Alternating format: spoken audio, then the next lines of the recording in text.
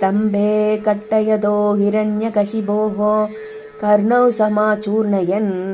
आगूर्णज्जगदण्डकुण्डकुहरो घोरस्त्ववाभूत्रवः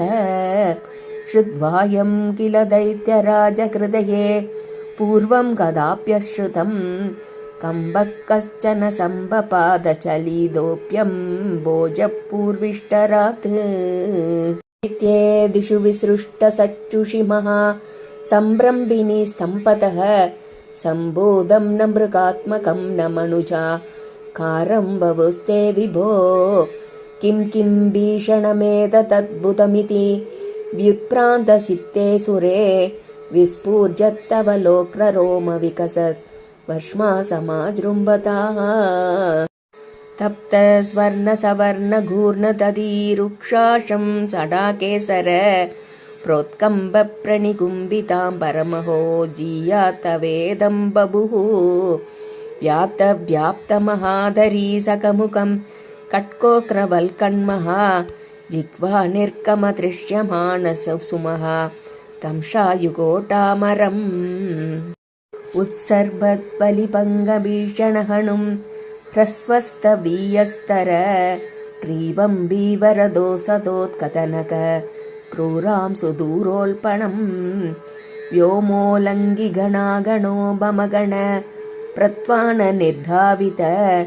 स्वर्तालुप्रकरं नमामि भवतः तन्नारसिंहं बभुः नूनं विष्णुरयं निहन्यमुमिति भ्राम्यत्कदा भीषणं दैत्येन्द्रं समुभात्रवन्दमतृताः दोर्प्यां प्रदुप्याममुं वीरो निर्गलितोतकट्कपलको गृह्णन् विचित्रश्रमान् व्यावृण्वन् पुनरापपात भुवन क्रोशोद्यतं त्वामहो भ्राम्यन्तं तिथिजातमं पुनरपि प्रोत्कृह्य दोर्प्यां जवात् द्वारे दोरुयुगे निभात्य नगरान् व्युत्काय वक्षो भुवि निर्बिन्दन्नदिगर्भनिर्भरगलत् रक्ताम्बुभक्तोत्सवं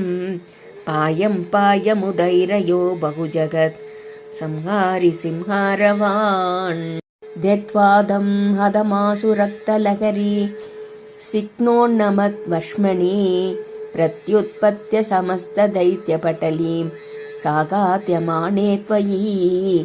भ्राम्यद्भूमिविकम्बिताम्बुदिकुलं व्यालोलशैलोत्करं प्रोच्चद्भक्तचरं चराचरमहो दुस्तामवस्थां तदौ तावन्मांसवभाकरालवपुषं घोरान्ध्रमालाधरं त्वामत्ते सबम् इत्तरोषमुषितं दुर्वार कुर्वारवम् अप्येतुं न ससाग गोपि भुवने दूरे स्थिता भीरवः सर्वे शर्वविरिञ्जिवासवमुखाः प्रत्येकमस्तोषत भूयोऽभ्यक्षतरोषधाम्नि भवति ब्रह्माज्ञया बालके प्रह्लादे पतयो नमत्यबभये कारुण्यभाराकुलः सान्दस्त्वं करमस्य मूर्ध्नि समताः सोऽस्त्रैरधोद्गायतः तस्या कामधियोऽभिधेनितवरं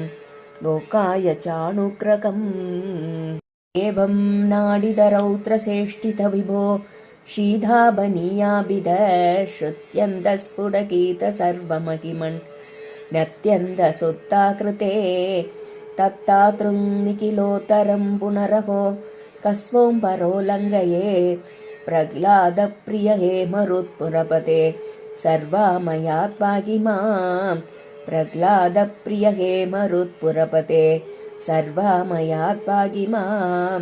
प्रह्लादप्रिय हे मरुत्पुरपते सर्वामयात्पाहि मां गोपिका जीवनस्मरणं गोविन्द गोविन्द श्रीहरये नमः।